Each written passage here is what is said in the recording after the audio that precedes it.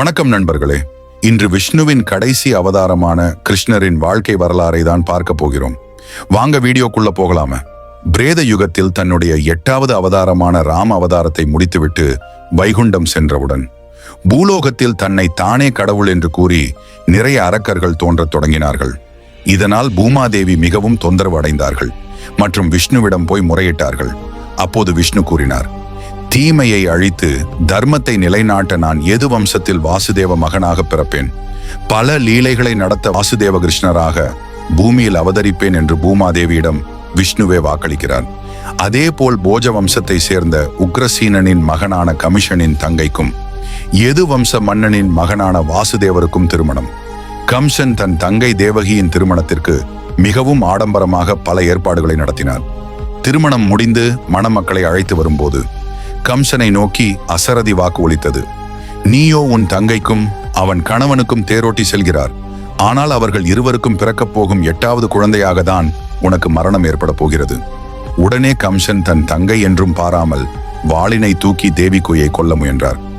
ஆனால் தேவகியின் கணவர் வாசுதேவர், எங்களுக்கு பிறக்கும் குழந்தையால் தானே உங்களுக்கு மரணம்.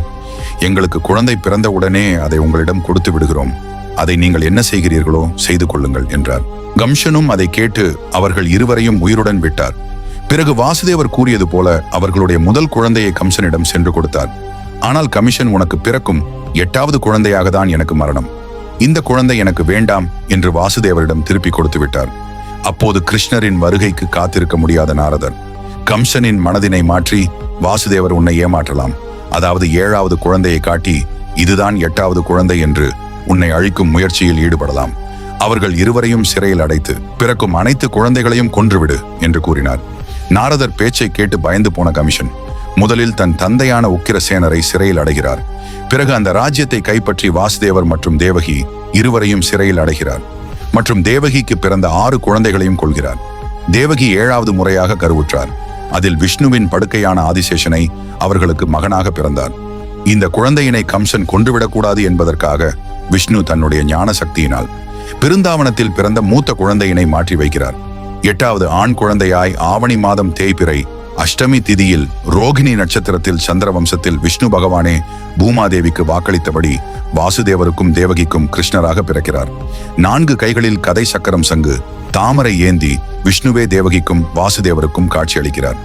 அப்போது விஷ்ணு வாசுதேவரிடம், கோகுலத்தில் இருக்கும் உன் நண்பன் நந்தனுக்கும் அவன் மனைவி யசோதாவிற்கும் பிறந்த பெண் குழந்தையை நீ எடுத்து வா. நான் யசோதையின் மகனாக கோகுலத்தில் வளர்கிறேன். காலம் வரும் பொழுது நானே கம்சனை வதைக்க வருவேன் என்றார். கிருஷ்ணர் பிறந்த இரவு சிறையில் உள்ள அனைத்து காவலாளிகளும் மயங்கி கிடந்தார்கள். அப்போது வாசுதேவர் கிருஷ்ணரை சுமந்து கொண்டு ஆதிசேஷனின் காவலில் கோகுலத்திற்கு சென்று அவர்களிடம் இருந்த பெண் குழந்தையை தூக்கிக் கொண்டு கிருஷ்ணரை யசோதையிடம் விட்டுவிட்டு மறுபடியும் மதுராவில் உள்ள சிறைச்சாலைக்கு வந்தார். பிறகு கம்சன் 8வது குழந்தை பிறந்ததை தெரிந்து கொண்டு சிறைச்சாலைக்கு அதை பார்க்க வந்தான். ஆனால் பிறந்தது பெண் குழந்தை என்றவுடன் குழப்பத்தில் அந்த குழந்தையை தூக்கி செவுத்தில் அடித்தான். அப்பொழுது கிருஷ்ணரின் சகோதரியான துர்க்கை அம்மன் அந்த குழந்தை ரூபத்திலிருந்து வந்து, அடே கம்சா, நீ கொல்ல நினைக்கும் குழந்தை கோகுலத்தில் வளர்கிறது என்று கூறிவிட்டு மறைந்து விடுவோம். பிறகு கிருஷ்ணர் கோகுலத்தில் செல்லப்பிள்ளையாகவும் குறும்புக்காரனாகவும் வளர்ந்து வராரு. சிறு வயதிலேயே ராதைக்கும் கிருஷ்ணருக்கும் பிரம்மர் முன்னிலையில் திருமணம் நடந்தது என்று சிலர் கூறுகிறார்கள். கிருஷ்ணருடைய 13 வயதுல அவர் மதுராவுக்கு வந்து கமிஷனை வதம் செய்யறாரு. அவர் மதுராவுக்கு வந்ததுக்கு அப்புறம் கோகுலத்துக்கு திரும்பி செல்வதில்லை. கம்சனை கொன்றாலும் கம்சனின் மாமனார் ஜராசந்தன் கிருஷ்ணர் மீது மிகவும் வன்மத்தோடு இருந்தார். தன்னுடைய 2 மகள்களையும் விதவையாக்கி விட்டான் இந்த கிருஷ்ணன் என்று 17 முறை மதுரா மீது போர் தொடுத்து வர்றார். ஆனால் எல்லா முறையும் கிருஷ்ணரும் பலராமரும் சேர்ந்து ஜராசந்தனின் படையையும் ஜராசந்தனையும் வீழ்த்துறாங்க. இருந்தாலும் ஜராசந்தனின் வெறி அடங்கவில்லை. ஒரு முறையும் மற்ற ராஜ்யங்களின் ஆதரவுடன் மதுராவை நோக்கி படையெடுத்து வராரு. கிருஷ்ணர் நினைத்திருந்தால் ஜராசந்தனை ஒரு நொடியில் அழித்திருக்க முடியும். ஆனால் கிருஷ்ணர் தன் மக்களின் நிம்மதியை நினைவில் கொண்டார்.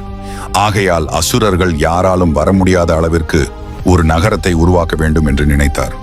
சாதாரண கட்டிடங்களை நிபுணர்கள் வேணாம்னு தேவ சிற்பியான விஸ்வகர்மாவை அழைக்கிறார். விஸ்வகர்மா நிலத்தில் வேண்டாம், கடலுக்கு நடுவே கட்டலாம் என்று ஒரு யோசனை கூறுகிறார்.